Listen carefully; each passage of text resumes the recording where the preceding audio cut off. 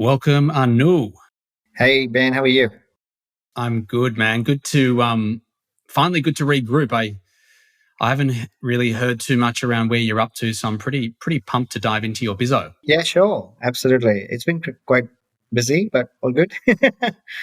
Yeah, you look like you've been very busy. So, how long you been running the buyer's agent business for now?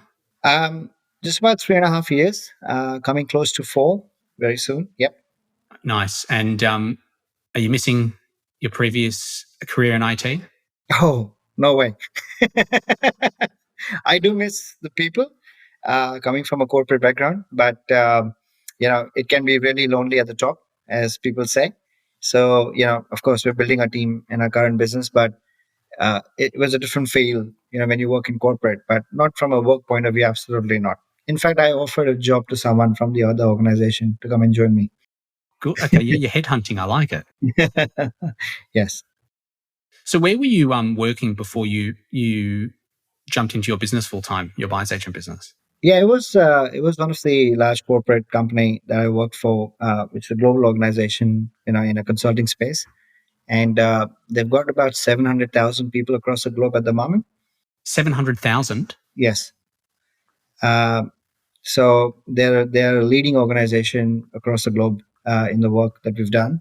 So it was a 14-year stint with their organization right from the very beginning of inception. As in my journey of getting through my masters at RMIT here and then joining them as an analyst all the way up to a senior leadership position that I've gone through the ranks. And yeah, it was just a fantastic organization to be part of and learning new things out there. But yeah, so that organization is still doing very well overall. But I've got high regards for what I am today because of that, and that also helped with buyer's agency as well to set up the business and doing everything without a mentor on an ongoing basis. Yeah, wow. Unbelievable. Good on you. And so when did you buy your first property in Australia? That was in early 2000, I think 10 or so, approximately, or maybe a little bit before that. But that's when I bought it. So I came in 2004 in Australia, did my masters, and then joined that organization, going through my professional life. And then soon after that was my first PPR. That's amazing. And how many clients have you, I mean, you probably don't know off the top of your head, but since you started the buyer's agent business, how many clients have you bought for? I think it's over 200 plus at the moment that we bought properties for. So, I mean, last year itself, we did about close to nearly 80 to 100 transactions, I believe. Um, we are, I mean, clearly in seven figures at the moment, from as compared to an averaging for last year. And I mean, of course, the market this year is sort of a bit, slow for the first quarter. But our first quarter results of this year are better than last year. So, so I can't complain. But we'll see how we land by the end of this year. Unbelievable. I mean, over 200 purchases. It's incredible. Yeah, yeah. So it's just that I think what's happened, obviously, it's how you go to market and what you're talking to. So we're specializing under more investment space, and especially under 500,000 type. So there's a big sort of chunk of people wanting to look at properties under 500,000 and can build portfolios out of it. So a lot of repeat clients that we have as a result of that. For example, we've bought 4 properties in 4 months for clients as well, that fast. So I now we average about 2 to 3 properties, per couple or client as such, in about anything between 2 to 3 years time frame. So it's nominal. It's given the fact that the type of clients that we have are professional, coming from different backgrounds, and they have the money to spend. They just don't know where to buy. It just becomes a very easy sort of a niche area to operate in, given that lack of time, lack of knowing where to buy or what to do. Someone's there to sort of get them into the right investment space, and they can grow their portfolio to retirement. So we're focusing on more financial freedom sort of a gain from a long-term perspective for clients. Yeah, it's fantastic. So you said, sorry, just to clarify, so 4 properties in 4 months for one client. So 4 individual properties in 4 months. Correct. Yes. Talking about scaling your portfolio. Yes. And that's what we are, all about in the market, is all about scaling portfolio the right way, and putting it on steroids. and that's what we sort of talk to it. That's our sort of tagline to say we buy with confidence and then put your portfolio on steroids. So that's why I mean, of course, it's a different way of doing buyers agency business. Many of them will focus more locally. We are buying across Australia. We are quite borderless. We've got clients all over Australia. I've got clients from US and Singapore as well now. And so given it's borderless, people really don't care where the property is. All they want is someone who can be sort of provide support on ongoing basis and a good person for them to hold their hand throughout the journey. So it sort of a lot of it is consulting, and because my background has been consulting where I've come from, with a large scale delivery, it becomes a lot more easier for me to carry those skills into what we're doing today. Yeah, wow. Unbelievable. I mean, it's incredible. Like 200 plus properties in like 3.5 years since you started your business is, I mean, I was on an interview with someone recently, I forget who it was, and I was saying to them, like, just the opportunity to be, to be able to participate in, like, for you, 200 plus transactions. Like, I mean, I'd say there could be hundreds of people who never even buy collectively 200 properties, and you've had this opportunity to go through that process with so many clients. It must feel great. Well, you can imagine, like, I mean, $160,000 property renting for 230 a week on a 600 square meter block, tenanted for 2 years, grown 70% in 2 years. Why wouldn't that guy buy another property, right? And then the transaction to every property, I mean, a property worth 160 going all the way up to half a million. There's so many properties in the country, right? In the right areas. So those who can afford, say a couple is working in IT, for example, earning about 300, 400K, sort of their annual income, and they have maybe their home or they've got another property, mom and dad type of investors. For them, borrowing that sort of $1 million or 1.2 million to buy another three properties is not difficult at all they need is someone to help them because there's cash flow, there's money coming in every year, and that needs to be invested somewhere than keeping in the bank, especially in today's environment. Yeah, I understand. They've got the serviceability. They don't know how to really execute, and that's what you're there for. So are you servicing a lot of people in that IT space? Lots. I mean, 80% of my clientele would be around that space because I've come from that background. People connect very well with that sort of space. And then we've got doctors, lawyers, restaurant owners, business owners, accountants, real estate agents as well, for that matter, who want to buy properties in other states that they can't buy. Unbelievable. It's fantastic. So what's the most amount of properties you've bought for one client? 7 6 in 3 years for one client. So their portfolio was around 1.5 to 1.6 million when we bought it. Sort of sitting at around 1.8 at the moment with 300K uplift. And combined rent is over 800 to 1800 to 1900 with an expansion view of they can actually get to around 2500 with few changes on the property. Unbelievable. Even just, I mean, 6 properties in 3 years. I mean, to hold 6 properties, you sit in a very small, I forget what it is, maybe less than 1.5% of investors in Australia. Like, it's small. Yeah, and because we focused on positively get properties and high yield sort of properties, they tend to sort of service well, and clients like that, who are contracting and sort of like that, which sort of becomes very easy for them to play a game like that. Ultimately, it's all growth, right? So cash flow is only just to let you going and sort of acquire the right type of properties in your phase one before you go and sort of get into retirement phase, which is more high yield properties. But because we are not limited to strategy, we would buy property to strategy before we even start commencing our search on the ground. We are looking at balancing that whole thing with cash flow and growth. So therefore, the client can continue to balance the portfolio over a period of time, and then recycle properties as well as and when required because there's opportunity cost with things that they might be holding, which doesn't make sense, right? So a lot of this is consultation that goes along and year on year sort of holding their hand, they feel comfortable, they come back, then you've got clients sort of referring businesses to you as well. So most of it becomes client referrals or a repeat business, or and that's what we want to really focus on is customer service and ensure that the portfolio is growing so that they keep coming back to us to buy more. Makes sense. And with those style of returns you're talking about, I mean, and I guess the price points, it seems like they're going to be coming back and waiting in line very quickly. Yes, and it's all research based. I mean, if you look at it right now, Ben, for example, We just bought a property 3 months ago for $288,000 for a client, and they basically took up a couple, or probably say in a living relationship, came together to buy something in superannuation, because we are quite heavily buying properties in super as well for clients, setting up the SMSF and doing it that way. Um, so we have an extended arms with accounting and finance and everything else associated with what we do.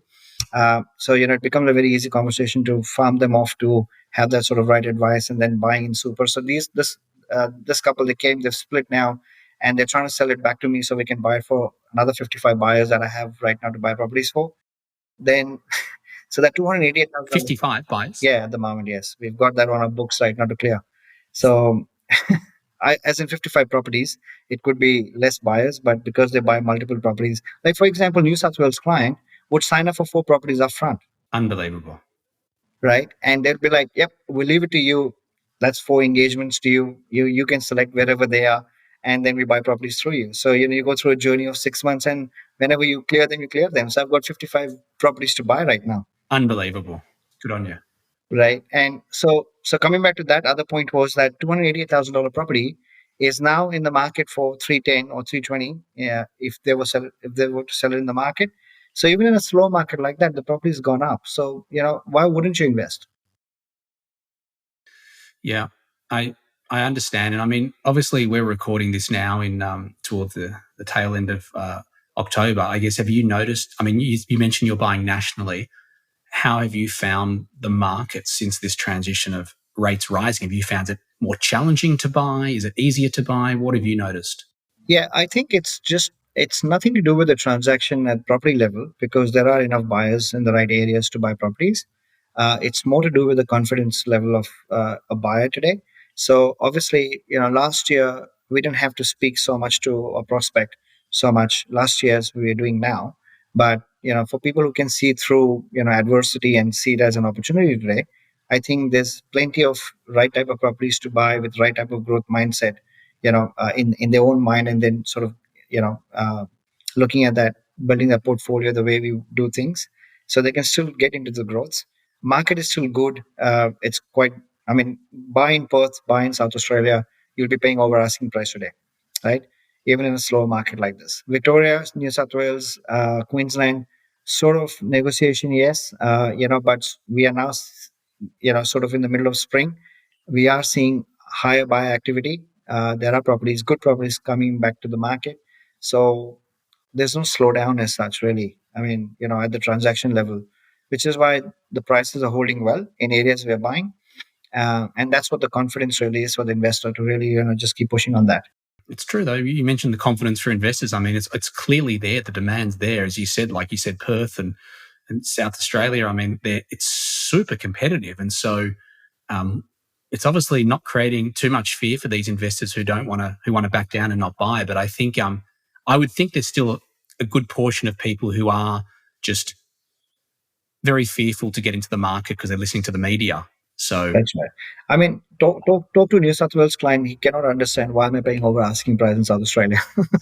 Okay, you wouldn't get that right now, but every market is so different, and you just cannot compare. Like, I mean, if you've got 5 buyers buying over asking price, why the hell would you be able? You can't negotiate. There's no way, right? Why would a seller sell it to you for nothing, right? It doesn't make sense. So you got to understand markets before you buy. So, and that's the whole beauty of it, is because we've got so much variation, and we are borderless.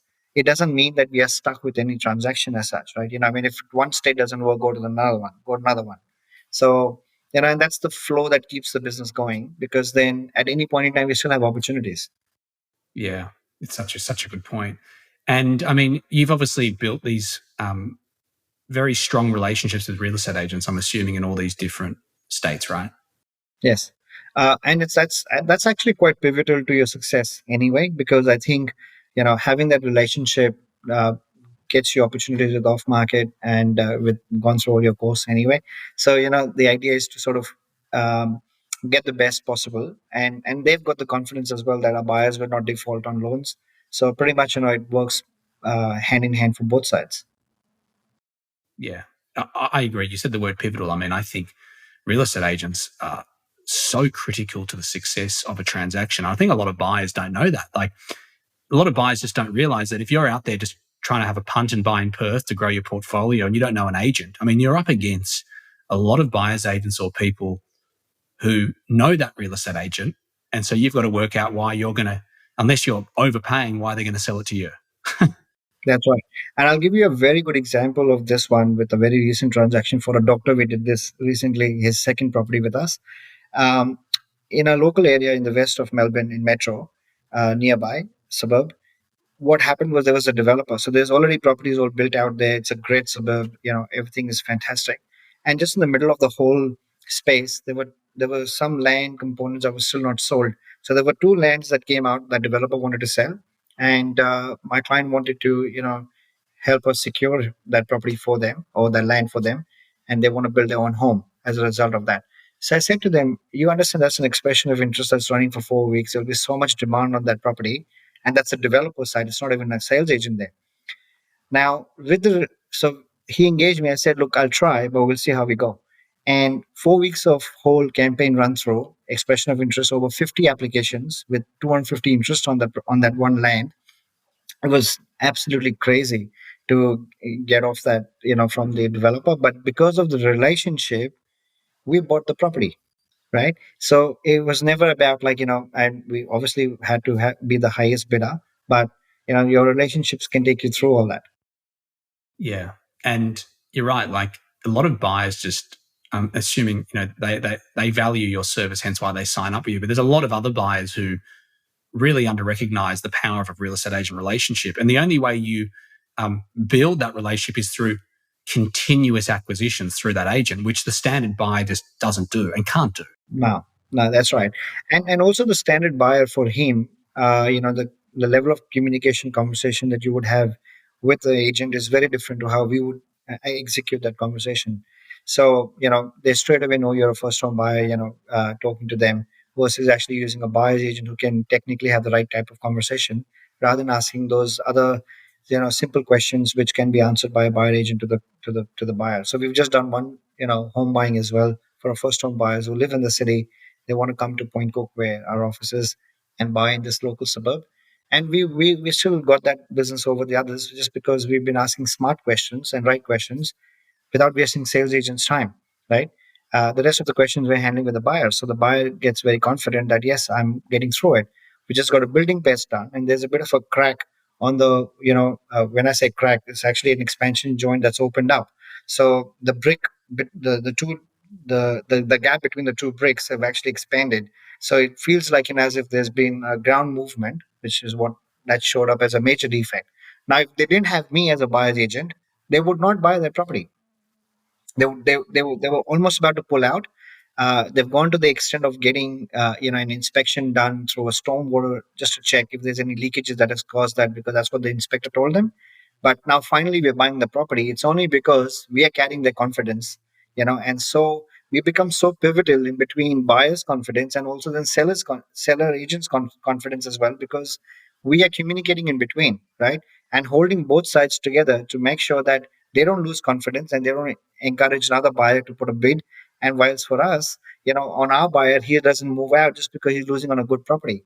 So it's always that balancing act that we're playing in between the two sides. And buyers will never trust the sales agent directly, right? So I think we play such a great role in the industry now. And I think more and more people are starting to realize that we need a buyer's agent. As opposed to what it was 4 years ago when I started this business, no one knew what the buyer agent was. So thank you, Ben, to you. you know, you're breeding all these buyers agents, which is great. Sort of competition in the market as well, but I guess for the right reason. Yeah. And, there's such a small amount of buyers agents still when you put it into perspective. There's less than 3,000 in Australia. 100%. Nothing. No, I think we need more because, how much can you eat, right, in your plate? There's enough there to sort of work through anyway. So the more they are, I love the concept of how mortgage brokers work because, they don't see each other as a competition because there's so many buyers out there and there are so many banks. So it's like you've got flow in, flow out. So they work very well together, right? And that's what I think as an industry with this sort of new buyers agents coming on board. I think the clear message for me would be like, guys, don't see us, don't envy us, but we can work together to really showcase that in the industry. This is one, it's a need. Second, yes, we work together well, and it's not about pinching clients of each other. It doesn't make sense. There's enough out there. Man, you've got a good perspective, good outlook, an abundance mindset. I admire that. I think I'm on the same page as you. When I was running Cohen Handler at the time, like I wanted to see more buyer's agents. I was just praying that more came into the market because it would improve the consumer awareness. It would make it easier for everyone. And I mean, yeah, some people obviously don't have that perspective, and that's okay. But it's awesome that you've got that outlook. So just as we wrap up, I just wanted to understand. So when you engage with a client, are you preparing, because obviously you are looking to get them on steroids, not them, but their portfolio. Are you building out like a plan to begin with them? We've done it so many times now that there is a standard deck that we use to sort of prospect the client, to sort of walk him through some numbers, showcase some properties, and doesn't mean that we go through the same process every single time. It comes down to, where did the buyer come from? Is it a very cold sort of a buyer, in a way that, is it just Facebook through with no other contact, through Google, or has it been referred through other business partners, or whatever that might be? The conversation changes on the ground, right? Because again, qualifying the avatar helps us understand how to prospect the client. And that would also mean that if someone's just sort of in the current market, for example, no matter what you say to them, if they're not confident to put their money into the current market, they will not do it, right? So doesn't matter how clear you can be with them, and how you show them the game, but it's the fear that takes over everything. But we do have a standard way of how we would prospect. We've improvised that over a period of time. We know what works well, and given that the type of clients we have, they understand numbers very well. Showing them numbers and understanding their social style helps us sort of win business. Love it.